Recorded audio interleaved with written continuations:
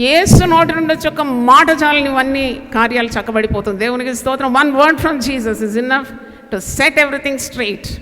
అంటే అన్ని పరిస్థితులకు సరిపోయిన వాడు కూడా. డాక్టర్లు నయం చేయలేని రోగం, ఏ బంధువు నిన్ను వచ్చి ఆదుకోనని పరిస్థితి, ఆర్థిక ఇబ్బందులు, మరి సంతానాలేమి, పిల్లల వివాహాలు, ఉద్యోగాలు, సొంత గృహం అని, సమాధానం అని, విడిపోయిన కుటుంబాలు కట్టబడాలంటే ఈ శతాధిపతి యొక్క విశ్వాసం మనకు చాలా మరి ధైర్యాన్ని ఇస్తుంది. అంటే అతనికి ఏం అనుభవం ఉందని ఇంత పెద్ద మాట అన్నాడు. ఆయన యేసుతో నడిచినాడా? యేసుని గురించి ఆయనకు చాలా తెలుసా? అన్యుడు కదా. కానీ ఆయన జ్ఞానం కంటే మించింది ఆయన విశ్వాసం. దేవుని స్తోత్రం. ఆయన ప్రార్థన కంటే మించింది ఆయన విశ్వాసం. విశ్వాసం అనేది చాలా గొప్ప కార్యం.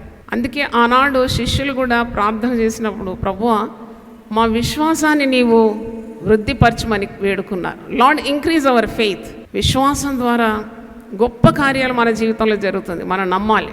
అయితే ఇక్కడ అంటున్నాడు, నువ్వు ఒక్క మాట సెలవిస్తే చాలు, నా ఇంటికి వచ్చే అవసరమే లేదు. Don't take trouble to come to my house. ఒక మాట సెలవి, ఆ మాట ప్రకారం నా దాసుడు స్వస్థపరచబడతాడు.